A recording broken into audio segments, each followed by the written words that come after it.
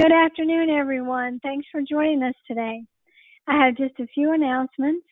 For those of you who are requesting credit, please note that to receive the CE credit, you must remain logged in into the video portion of the webinar for the entire program.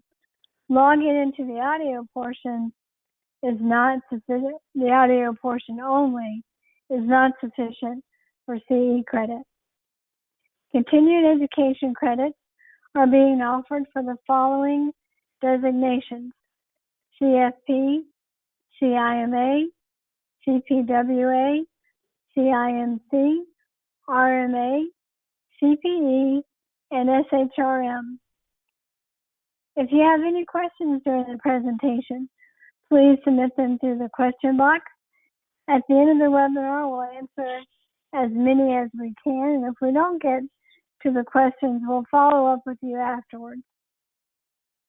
Also, at the end of the webinar, we'd like to request that all attendees fill out our evaluation form that's going to pop up on your screen. Let's get started.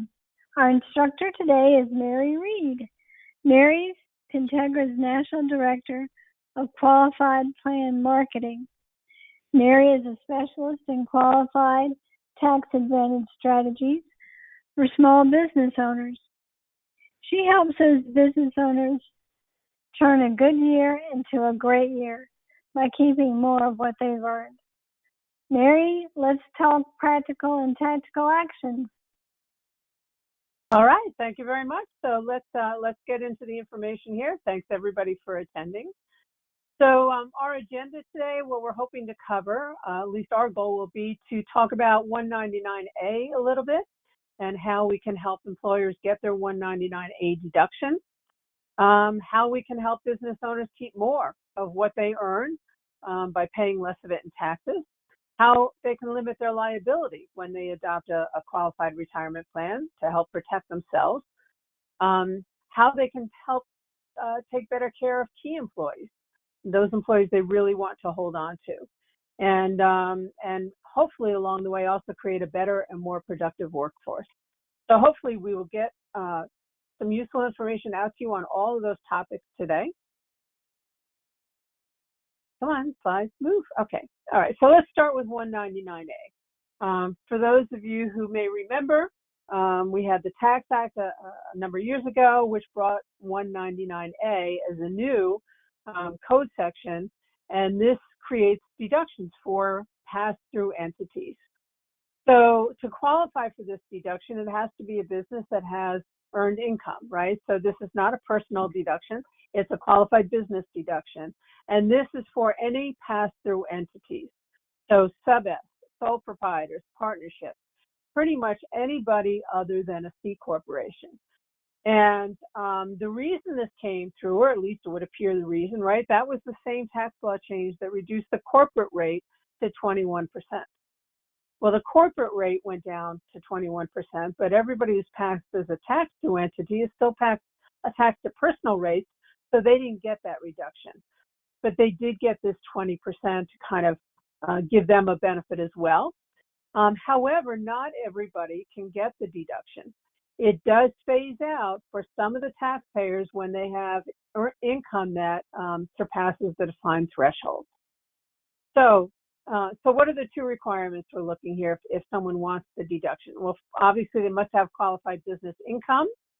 No business income, no deduction. And then next we have to look at what their line of business is, and then we have to look at what their compensation is to see where they stand on the phase out limits. So let's take a little example here. Here we have someone who's got, $100,000 of qualified business income. Nice and simple. They're under the thresholds. We'll get to the thresholds in a minute, but they're under the threshold.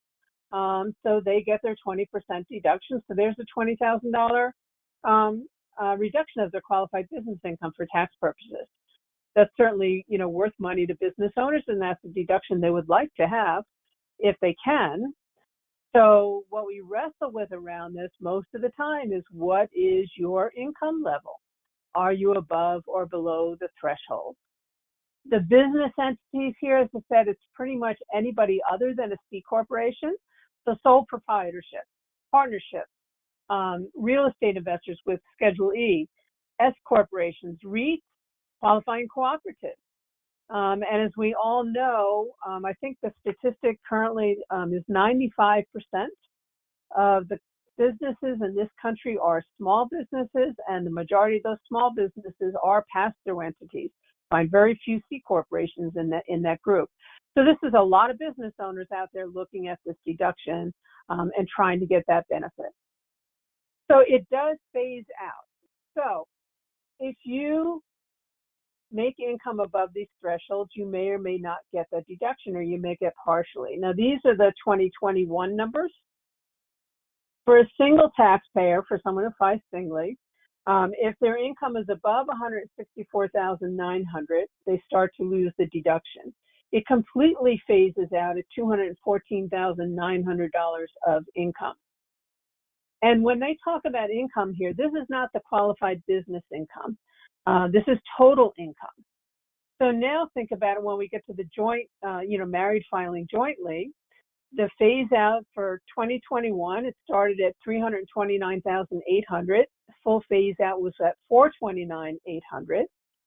So if we had a business owner, let's say, who was bringing home $200,000 of qualified business income, great, they're under the threshold, married filing jointly, but they have a spouse who makes $300,000.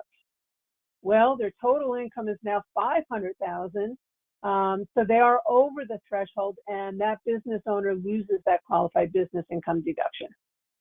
So you have to be careful what income you're looking at. It's not just the income from the business that counts.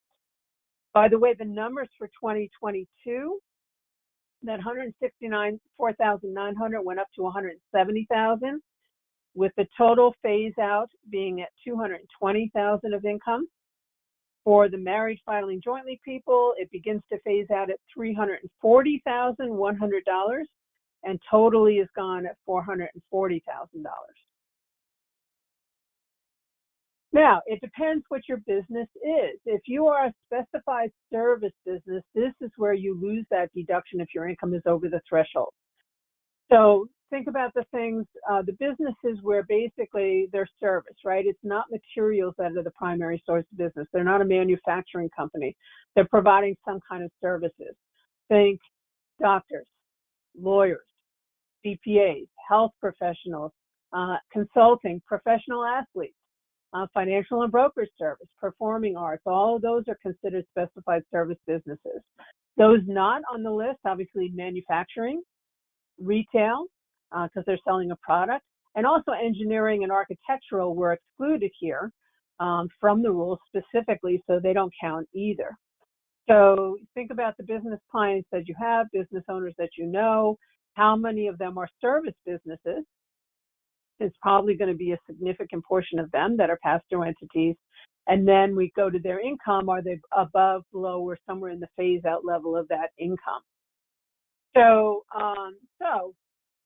if you're here we are again. Here's the phase-outs. We see it going from that single, that 164 to 900. So that if they're in the phase-out section, same thing on joint, they'll get a partial deduction. Now, on this call, I'm not going to get into the calculations of exactly how we do that partial calculation. That's what CPAs are for. But they will get a partial deduction. But if their total household income is over the maximum amount, they will not get any deduction. And if they're below, obviously the phase out, they will get the full deduction. So, I have found over the past few years, this was on a lot of people's minds when it was first passed. I had talked to a lot of business owners looking for ways to get their income down. It has not become such a big discussion item. It's kind of calmed down. I think people have gotten used to it. The CPAs pretty much know what they're doing at this point for their clients, but that doesn't mean we can't still help them get a deduction. So how do we help them get that income down? If they're losing it because they're over the threshold, well, if they can find more deductions to bring their income down, then perhaps we can get them below the threshold. This is where qualified plans come into play. Right. So, Mary, I just launched the poll for this question, so I'm going to give everybody about a minute to vote, put their answer in, and then we'll continue on with the next slide.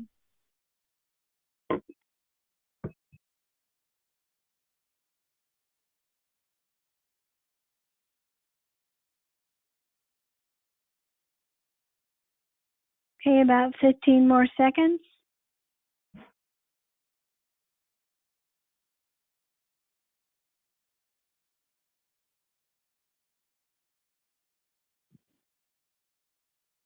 All right, I'm going to close the poll now, Mary, and you can keep going.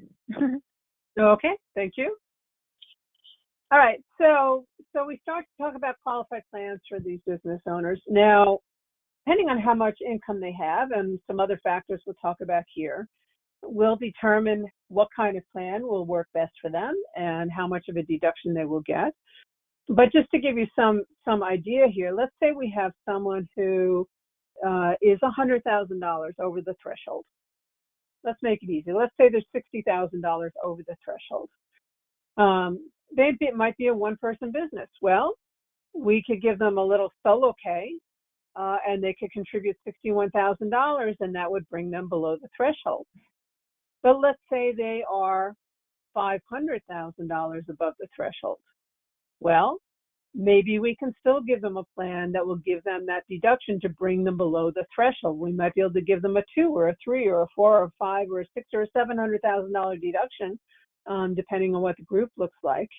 And not only do they benefit always from the qualified plan deduction, but they would benefit from gaining back the 199A deduction as well. So how do we do that?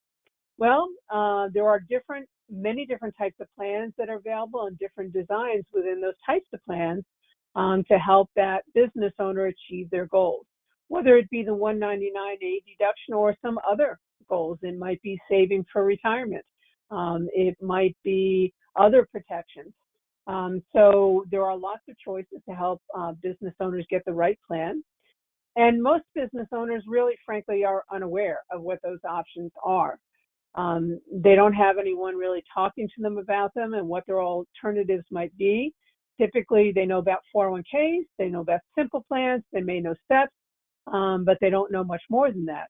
And if they're having conversations with a financial advisor or their CPA, they may have some discussion about it, but typically, unless you have a specialist in qualified plans in the conversation, you're not going to be able to get deep into what their choices really may be and what their options are. It takes some specialized knowledge, and it takes some very expensive software to run those illustrations and design some options for them. Defining that for a business owner is going to be based upon their specifics. Every company looks different. Their group of employees are different. Their demographics are different. The owner's objectives are different. Their budgets are different. So every plan becomes a custom design. And knowing those factors, we can try to design a plan that is most efficient for every business owner. Now, can we get the exact plan they want every time? No. But we can quite a bit amount of the time get them very close to what they would really like it to be. So here's just a kind of a little cheat sheet on who can have what.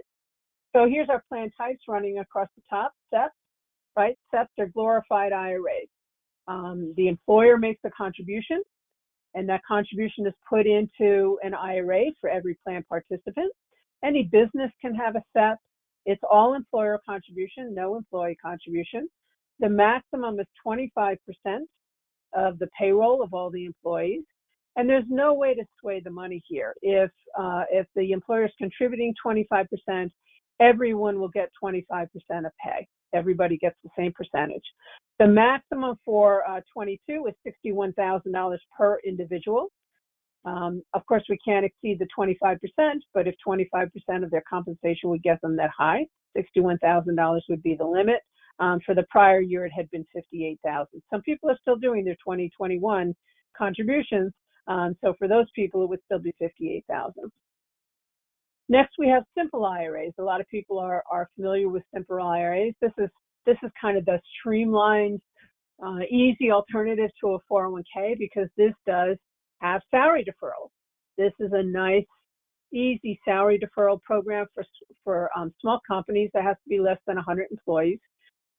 Here it works like a 401k in that you have salary deferrals, but unlike a 401k, these salary deferrals again go directly into an IRA.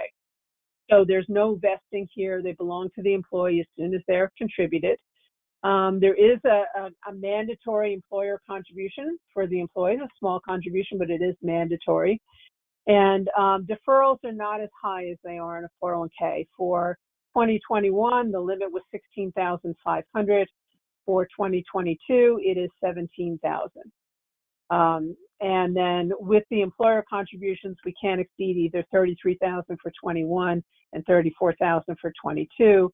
Those numbers are significantly higher if we go to an actual 401k. So if we go to the actual 401k, now any business can have a 401k no matter what their size, anything from one employee to thousands of employees. And we see 401ks all the way up and down that spectrum, right? You see it anywhere from the one-person business to, Microsoft. So any business can have a 401k. Certain exceptions, not a government entity, but all private industry businesses can. Again, you have salary deferrals here, but you also can have employer contributions that they may be as a match, or they may be as a flat amount, or they may be as a profit sharing contribution. The employer contributions actually have the same limit as a SEP of 25% of pay. That's on top of the salary deferral. Now that is the employer deductible contribution limit. So you always have to remember in these plans, we have the employer limit and then we have the individual limit. So the employer limit on employer contributions is 25% of the total payroll of everybody who's in the plan. But unlike a SEP here, that 25% limit does not apply at the individual level. On the individual level, anybody can get up to 100% of their pay, up to a maximum of $61,000. Now that would be made up of salary deferral. The limit on salary deferrals for 2022, by the way, is $20,500.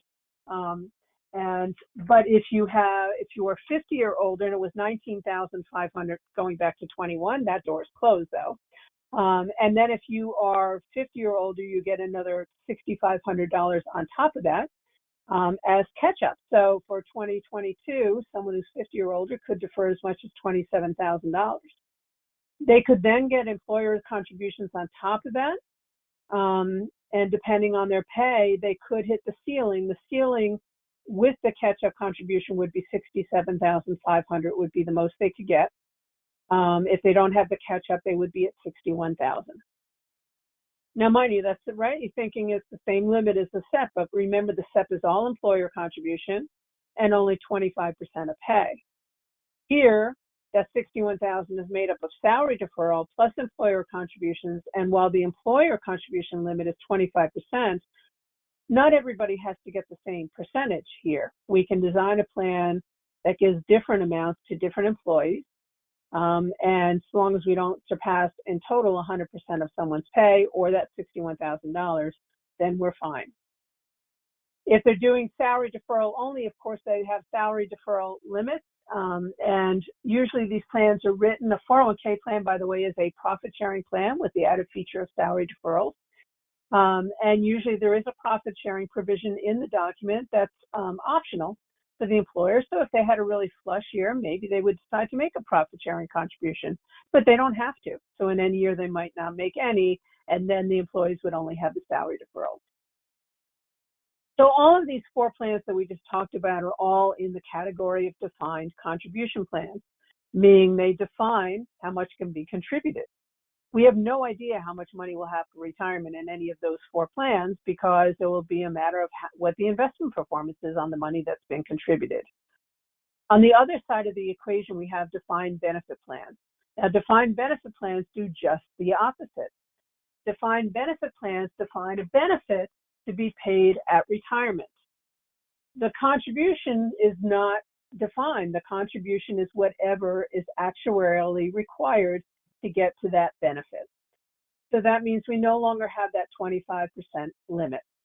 Now, any business can have a defined benefit plan. from a one-person plan to, again, thousands of employees. Any of those companies could have a defined benefit plan. They're generally fully funded by employer contributions. These are not salary deferral programs. It's all deductible to the business. And we can fund a substantial benefit this year for 2022. The limit is defined as a life annuity, and that life annuity definition is $245,000 a year, starting at retirement age and running for life. If we translate that into a lump sum, if someone were to take it as a lump sum instead, it's about $3.2 million, give or take, that we can fund to for someone. And so you can imagine if we're funding to $3.2 million and we're doing it for a 55-year-old who will retire at 65 versus doing it for a 25-year-old who will retire at 65. The 55-year-old only has 10 years for that benefit to be funded. The 25-year-old has 40 years. So what happens to the contributions? We get very, very large contributions for that 55-year-old to fund that benefit because we have such a short period of time. The contributions would be much lower for the 25-year-old because we have such a long time to fund that benefit. But in either case, we don't have a dollar limit on what that contribution can be. It's strictly what the actuary determines needs to and can be contributed into that plan.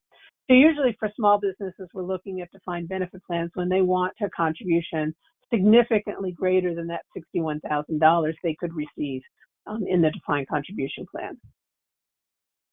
So taking it a little further, how much do you contribute? So you know, for a traditional or Roth IRA, which they could do next to the qualified plan, we're looking at $6,000 for someone who's under 50. They get another $1,000 if they're 50 or older. Obviously, the contributions are completely flexible. It's an individual contribution for your IRA. You can put it in or not put it in or put some of it in, whatever you want every year. If we step up to the simple IRA, which has got to be sponsored by the employer, now we've got that $19,300 for 21 and now a $22,300 deferral for 21. So we stepped up significantly from what someone could save in that IRA. They get the additional amount again if they're 50 or older. If they want to go even higher, now we go to the full-fledged 401k, and we're looking at $19,500 plus the catch-up of another $6,500. That was in 2021. We've got 21. Now we have 20,500 plus the 6,500 in 22. And remember, there could also be a profit sharing contribution that could be made in there. The simple, lower. You know, we can't get as high as we can. You know, we'll top out with the salary deferral plus the mandatory employer contribution. Here we're topping up at $34,000 for 2022, and this is fixed. The salary deferral is flexible, but the employer obligation is fixed. So, say, you know, in any simple plan, if there's either 2%, that non-elective that you see in the second line there, that has to be contributed for everybody from the employer, or they could do it alternatively as a match, and they'll only have to match for those that actually defer. But it is a $3 per dollar match on the first 3%, and the employer is obligated to do that. Then we have the SEP. Now, a SEP is flexible. It's all employer contribution. It's up to them every year. And we have that $61,000 limit, 25% of pay. But this is a completely flexible plan. It's also completely free for the employer to set up. The trade-off in expenses, if they do have employees who enter the plan, whatever percentage the business owner contributes for themselves, they'll have to contribute for everybody else. Then we look at the 401k with the profit sharing. Now, if we add the 401k salary deferrals and the catch-up and the profit sharing, now we're up to $67,500. So we're climbing up the ladder here as to how much could be put in. And then we get to the defined benefit plan where the numbers could be significantly higher. They might be as high as $200,000 or $300,000 per person as deductible contribution. Now, the trade-off for those big numbers, whenever you step into a defined benefit plan, is you just promised a benefit to someone at retirement. Remember, I said on those defined contribution plans, we have a contribution, but we don't know what the retirement benefit's going to be. Here, we're actually promising a retirement benefit, and the employer is on the hook to contribute that amount. They are making an obligation here to keep that plan funded to pay those benefits.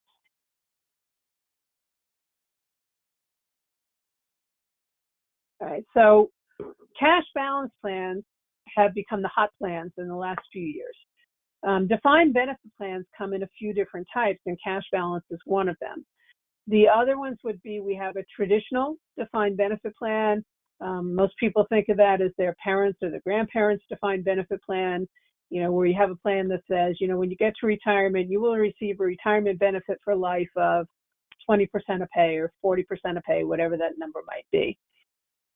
They're still around. We still do those for employers, but those are kind of the old-fashioned plans.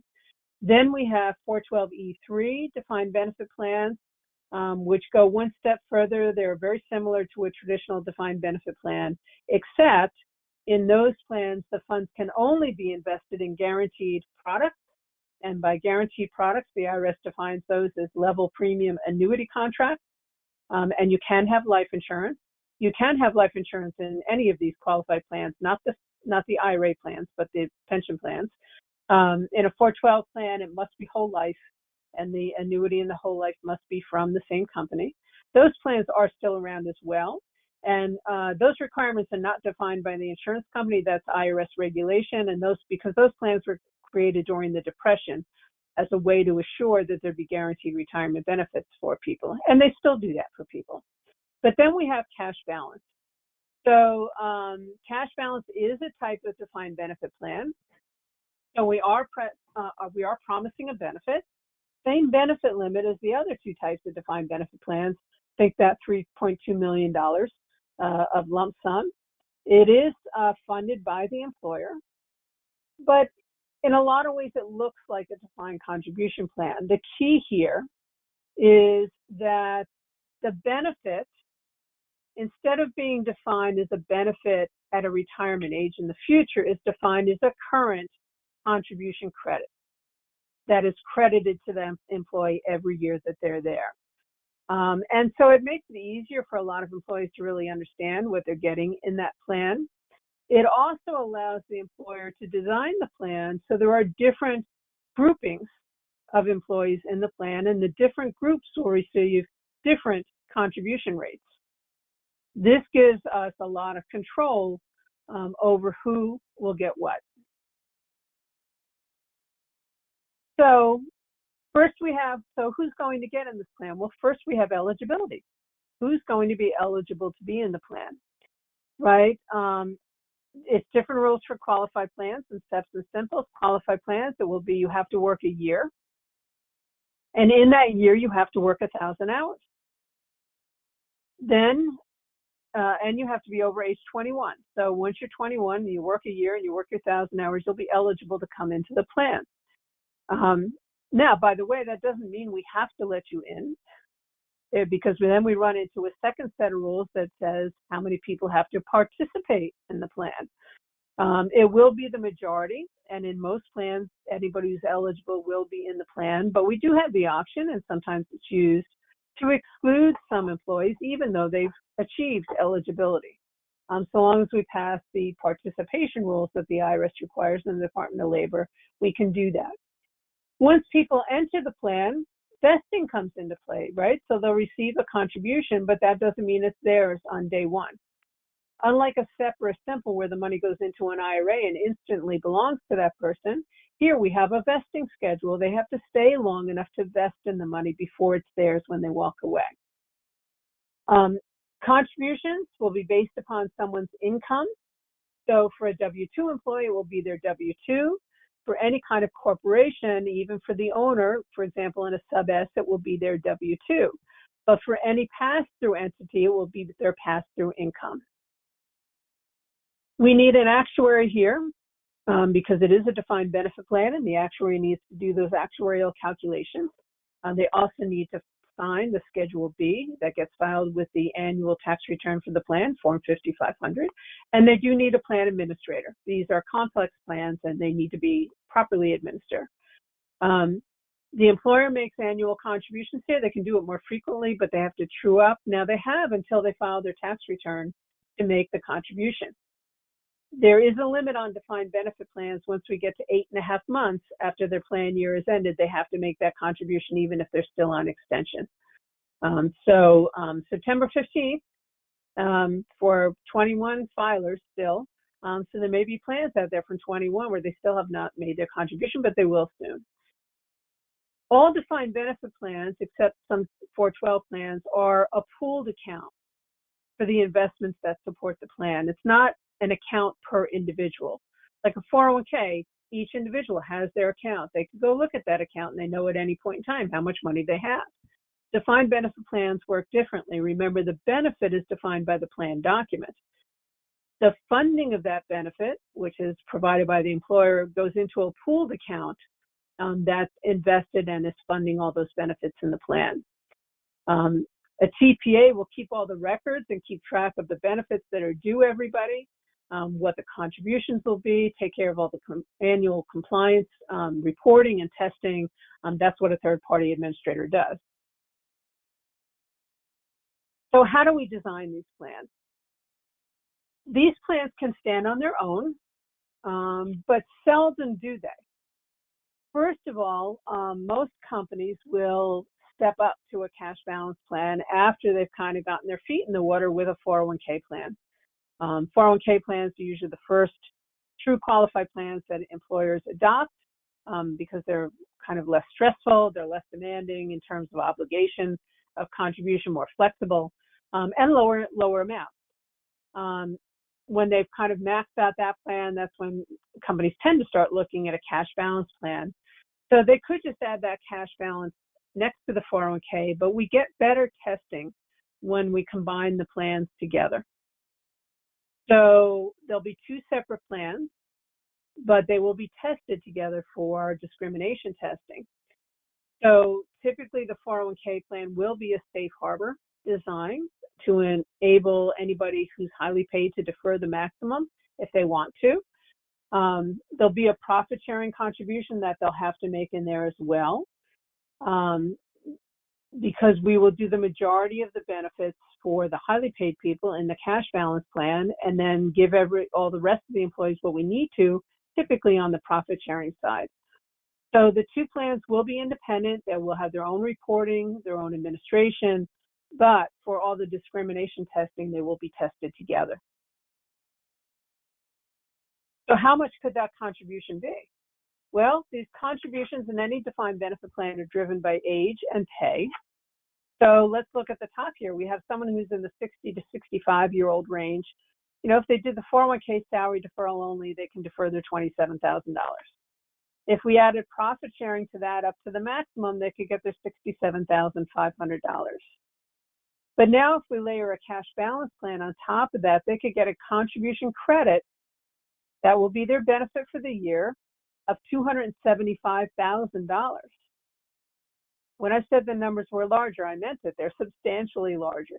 So if they did the two plan combination and max both sides out, they'd be getting $422,500 per year contributed for them.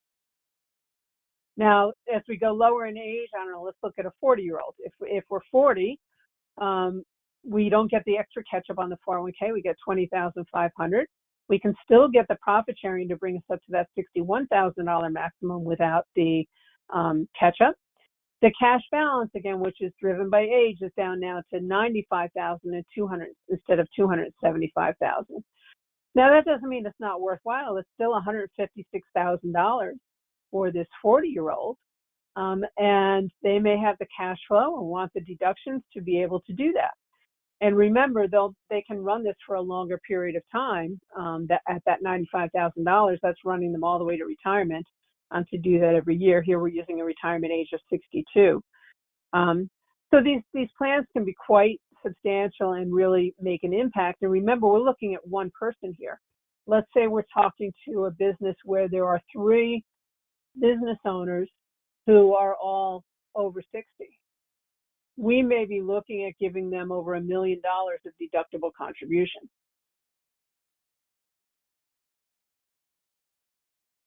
So how should we invest the money? As I said, it is a pooled account. And I get this question all the time, so how should we invest that money? We know what the benefit is we're promising people, but how do we fund it? What's the right way to go about this? So remember, it is a pooled account. Each person every year is credited with a contribution credit, but also an interest credit. Now, remember I'm saying crediting. This interest credit has absolutely nothing to do with the investments in the plan. It's a defined amount. It could be a defined fixed amount, or it could be tied to market rate. So typically we're seeing a 5% crediting rate, 5-6%, sometimes 4%. And we're assuming a certain conservative, growth, and we're giving that credit rate to the employee. So say it's 5%.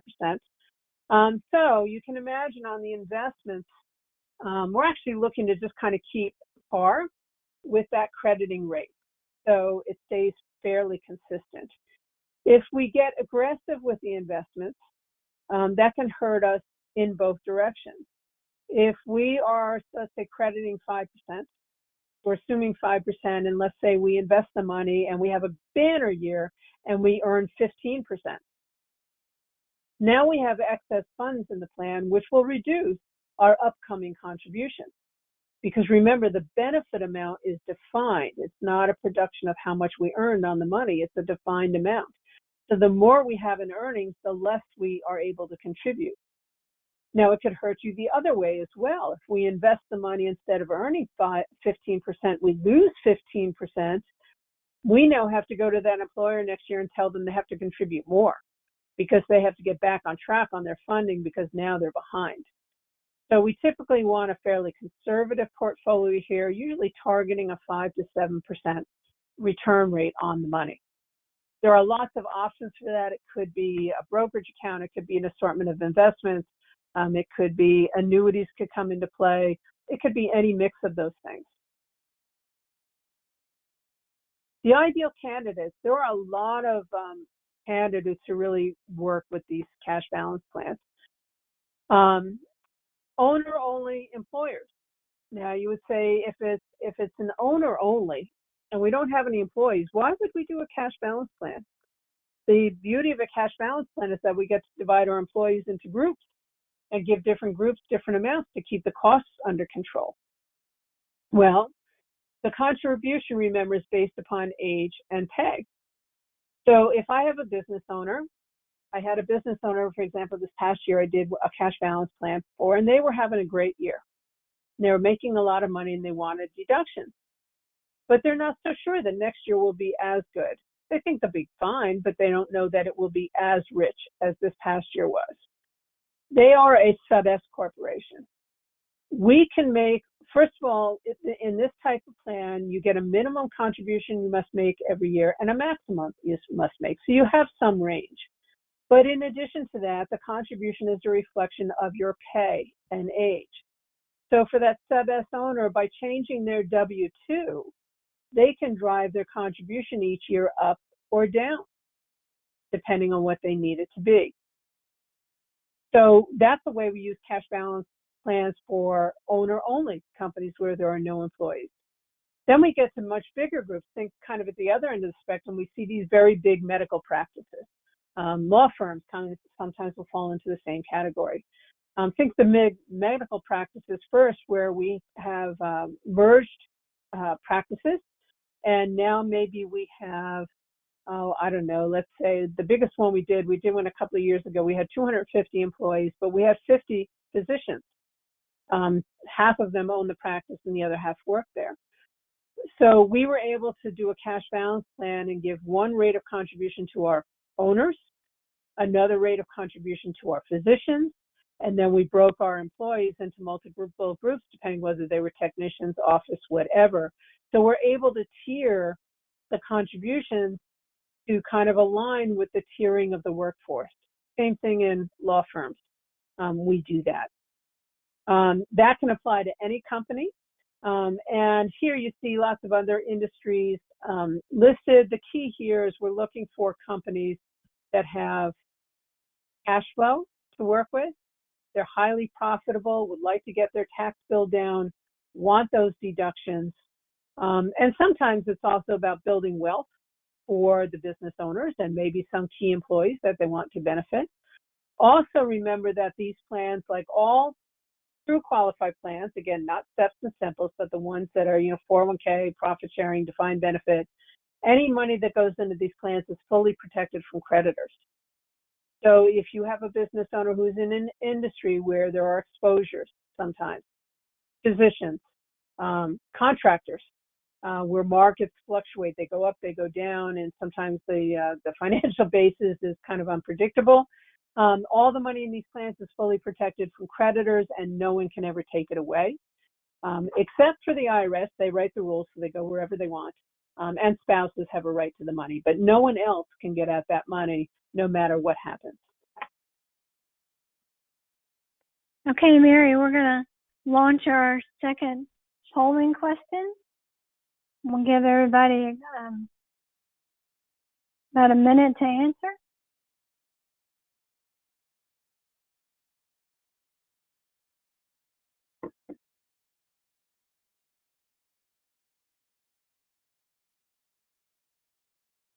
Okay, about 30 more seconds.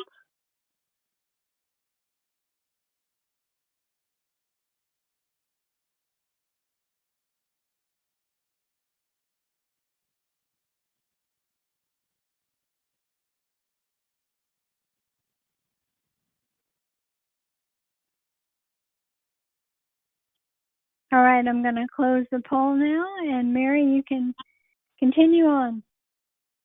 Thank you. All right, so let's talk about the Secure Act for a minute.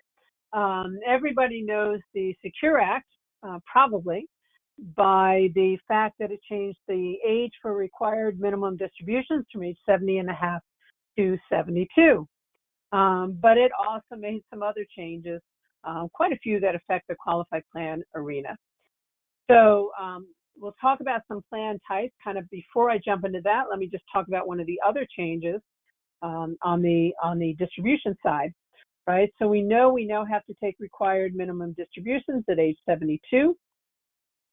So that did push the date back. By the way, the percentage you have to take was upped a little bit because it's a shorter period of time now. The other key change for people who've accumulated money in qualified accounts, which by the way, right now it's over $31 trillion sitting in these accounts, so they're everywhere, is they took away what was always referred to as the stretch IRA. And this was a very big impact for people who are looking to pass that money on. Under the old rules, if someone died with money in their IRA or their qualified account, it could go to their child, and then that child could take minimum distributions only over the remainder of their lifetime to distribute the money. So that meant, they only had to take a small amount every year, and everything that was still in there continued to grow tax deferred. And if you run those numbers out, you could go on calculators and see this tremendous amounts of money that would accumulate over time. Well, that was taken away. And instead now, when that child inherits that IRA, with some very limited exceptions, they will have to empty the account in 10 years. Now, when I say child, keep in mind that doesn't mean they are a child. They may be a grown adult in the peak of their earning years when their parent passes away, and they're now forced to liquidate that account in 10 years, which may bring them right up to the maximum tax bracket on that money. And we see these huge tax bills looming over those accounts. So just something to be aware of if you're talking to people about this, or you yourself have accounts. It's important to do some planning about how to actually distribute that money and how to pass that money on. That is something we can help you with, and happy to talk about it. But just think about it. Don't get caught unawares with that 10-year distribution requirement and the impact that can have on people's money. So with that said, it's still a good idea to accumulate the money. We still like to accumulate that money in qualified plans. We love the tax deductions up front, and we love the tax deferred growth. So the Secure Act also brought some changes for actually implementing plans, so for the companies that operate plans. These were effective for plan years beginning after December 31, 21, so that would be this year. And one of the things they created they addressed were group plans. This is grouping plans together to try to reduce the operational expenses and some of the liabilities of the plan. So here we're looking at a way we can bring defined contribution plans, so probably 401k plans, together so that they can file as if they are one in terms of one form 5500 to be filed. To do that, they have to use the same trustee, the same named fiduciary for the plan, the same administrator, the same plan year, and the same investment. So basically, the plans have the same central core, the same trustee, same administrator, same plan year, same investments, but each plan is adopted on its own by a separate employer. You can vary the plan features somewhat, but you can get some efficiencies of cost by doing it this way. Now, we have multiple employer plans. These have been around for a while. These are a single retirement plan, so not to be confused with separate plans, but that are filing together. This is a single retirement plan that covers more than one employer and their participants. And these employers might be related or unrelated. Again, just like combining the plans into a group plan, here we have it as one plan, so it can reduce some of the administrative requirements and get some economies of scale by bringing everything together. Closed MEPs, and this is confusing to a lot of people because this is kind of a whole special world unto its own. But in a closed MEP, all the employers must be part of some bona fide group or association, that they have something in common that actually brings them all together besides the plan itself. Frequently, we'll see them with associations, where these businesses join an association and they're in the same business, for example, so they're in the same association, that would qualify them to do a closed MEP. Same thing with professional employer organizations. Again, there's a commonality here between the businesses that brings them together. At a contrast that we also have open MEPs. And open MEPs is a collection of employers who don't really have anything in common, but have somehow been brought together to be brought into one plan. But they may be in very different businesses. There's got to be some other force that's unifying them, lets them know they can join this MEP and somebody organizing it, but it's not the same as they all belong to the same association, so they're all in the same MEP. Now, these MEPs have been around for a while, and now we have something new from the Secure Act called pooled employer plans. So this is kind of another wrinkle here, but again, the idea is to bring employers together so that we can get some efficiencies. And here we can have unrelated employers. Again, it's a single retirement plan, just like the MEP was, but here we have a commonality, and it's sponsored by what's called a pooled plan provider. They are registered with the IRS and the DOL as a pooled plan provider, and that's what brings them together, enables them to offer this unique kind of plan, these PEPs. It does simplify the reporting and the compliance, and it can have some broader applications than just in the small plan arena. These are still pretty new, so we'll see where these are going to head over time. And one of the concerns in a MEP that has been danced around for a long time is the one bad apple rule. What happens if one of those employers isn't kind of paying their freight as they go along? What happens if that's leaving shortened funding in the plan? Here, that rule doesn't apply, so that's one of the worrisome factors that has kept employers from joining MEPs, where they might want to look at a PEP instead in order to get the efficiencies, but not have to worry about that. So that's just something to keep on the horizon. If you talk to employers who belong to an association or have some commonality, multiple companies who want a qualified plan, these arrangements can be something to look at to maybe find a more efficient way for them to do it. So what else is happening on the horizon? Well, this is one that a lot of people are being affected by and aware of, is we have state mandates. And now we may also see a federal mandate coming down the path. But what these mandates are is action by government to enable employees to save money for retirement. The thought behind these is we have a retirement crisis in this country, no doubt about it. Look at any statistics, and you'll see that the average savings that people have for retirement is pretty small. Certainly not enough to retire on. We've had 401k plans around now since 1981.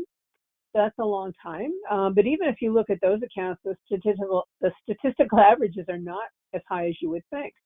And not everyone works for a company that has a 401k plan.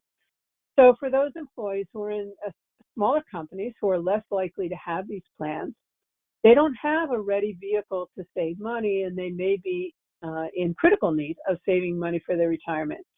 So this kind of movement has gotten behind creating these mandatory plans at the state level that small employers, and it varies what size that means from state to state, will be required to implement these plans at the workplace. You can see here from the chart kind of some of the differentiation. I forget what the number of states is. It was 14 states. I think we have a couple more now. We may have a couple more that have already passed this and mandated them. And we expect to see more coming. And these range, they look different in every different state. Some of them are salary savings programs. Some of them look like a 401k. Some of them are automatic IRA. You can see the red ones there are the auto IRA. Then we have marketplace in a couple of states. MEP. We have is there a MEP on the screen? I don't even see one when they're coded. But the whole idea here is to have a mandatory savings program for these small employers who don't otherwise have a qualified plan to encourage and enable employees to save money for their retirement. Now, there are lots of pros and cons to that, and there's certainly a lot of arguing back and forth. And it's never, it will never be over. They'll keep morphing. But here's a snapshot of some of the things that are going on. Secure Act 2.0 would mandate, this is at the federal level right now, that all employers with more than 10 employees must establish an automatic enrollment 401k plan or 403b plan. So an automatic enrollment means that when you're employed there, instead of electing to defer in the plan, you are automatically enrolled to defer, and you have to elect out. The automatic deferral here would be that they have to defer between 3 and 10%, and it would escalate over time. It would climb, and these would become effective for 2022. It accepts government plans, church plans, simple 401k plans, and new employers if they haven't been around for at least 3 years. So this is on the federal level.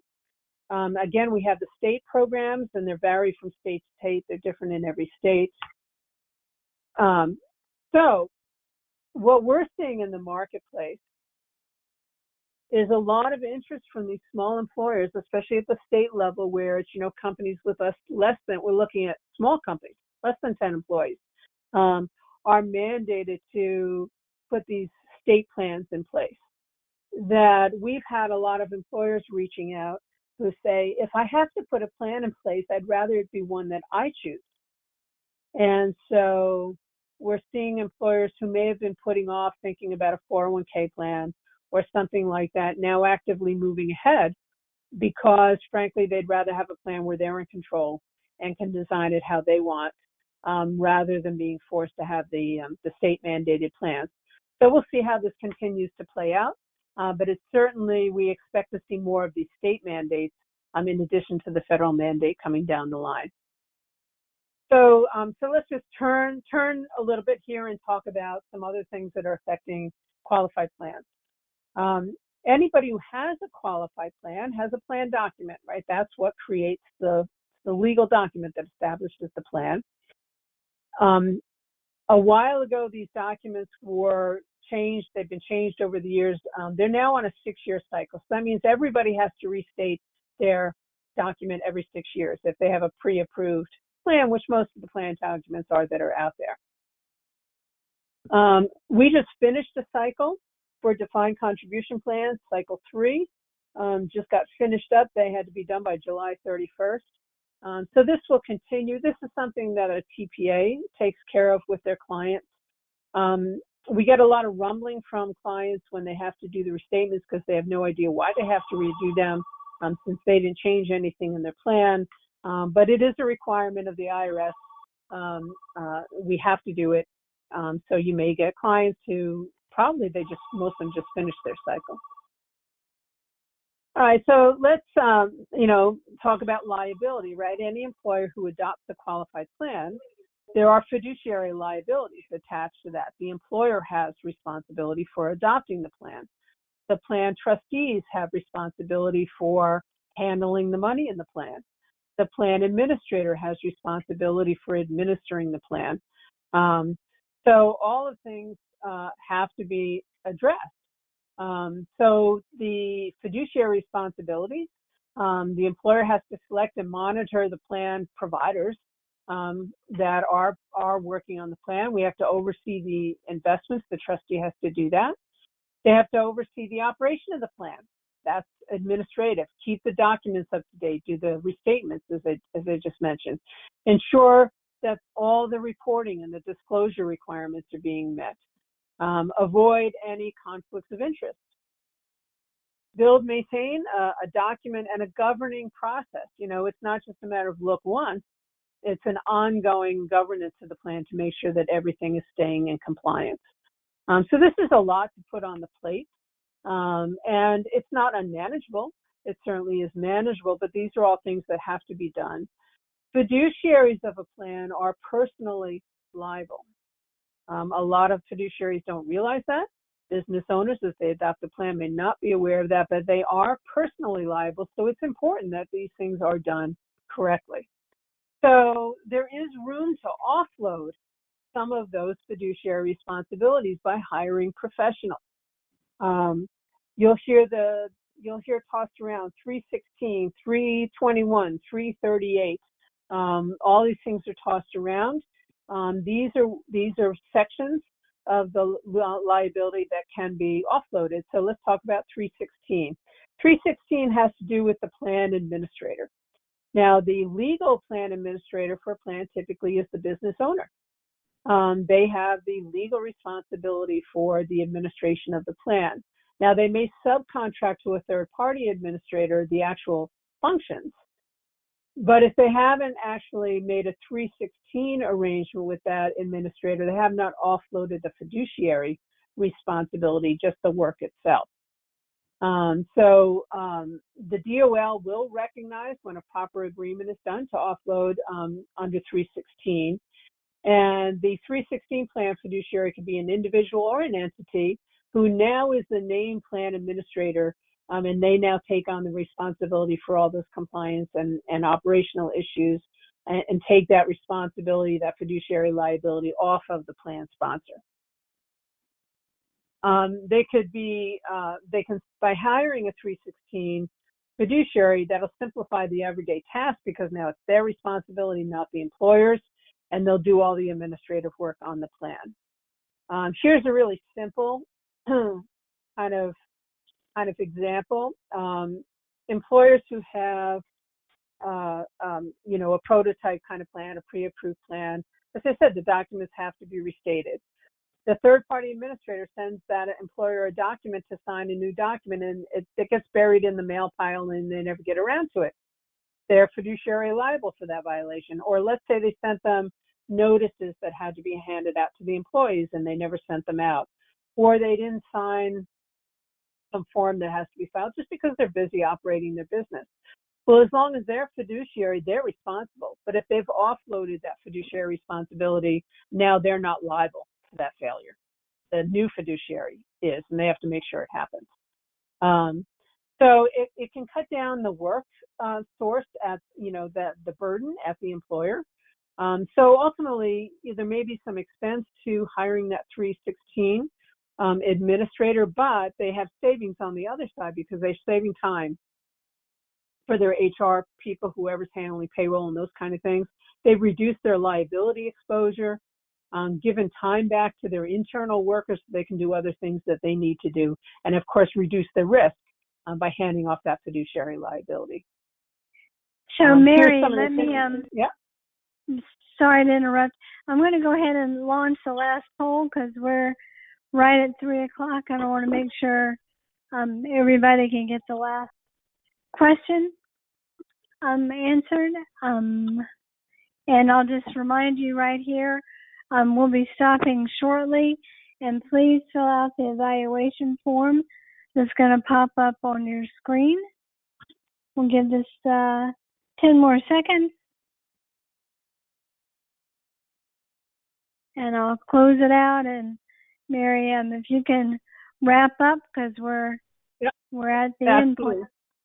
Yep, we will wrap up in about a minute. We'll be wrapped up so everybody can finish up. All right, so that's all I'm going to talk about 316.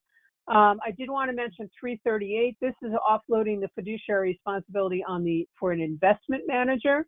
This is something also employers might want to consider, put the responsibility for those investments and all that fiduciary liability with that investment manager. Again, there is a price, but it protects the employer, takes that off their plate, let a professional handle that. These are all the things they have to look at. It's not just the investment performance, but it's the fees and the expense and all that. And there are requirements that this has to be monitored on an ongoing basis.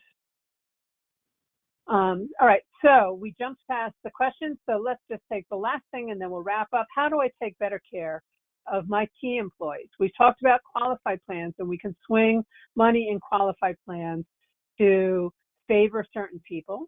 But depending on the demographics, that may be limited. So sometimes we want to layer some benefits for those people on top of the qualified plan. These would be non-qualified arrangements. They come in a variety of forms, pay as you go, where I owe you maybe a deferred compensation, or bonus arrangements, those kind of things. We may have a sinking fund where the employer is actually setting aside money to make sure that that will be there, and then we're going to pay that to that executive later on. And then we have institutional arrangements, usually funded by insurance contracts like COLI and BOLI. These are all ways to give additional benefits to select employees. The beauty here, it's not qualified, so it's not currently deductible, but we can pick and choose who we want to give what to. Now, these are not so popular with pass-through entities because we don't have any separation of tax impact. Even if we defer the money, it's still passing through as taxable to that business owner. But they may want to do these arrangements for key employees in their organizations other than themselves. And you can see here's a little example. In an S Corp where this might work, we might want to do it not for the business owner, but for a key employee. Here we have a key employee making $250,000. So there are all different ways to do these arrangements, but this is just another tool to reward those key employees. And of course, the last step would be a financial wellness program. These have become much more popular these days, to be offered to the rank and file employees to reward them and help them plan for their financial future, all geared to financial wellness.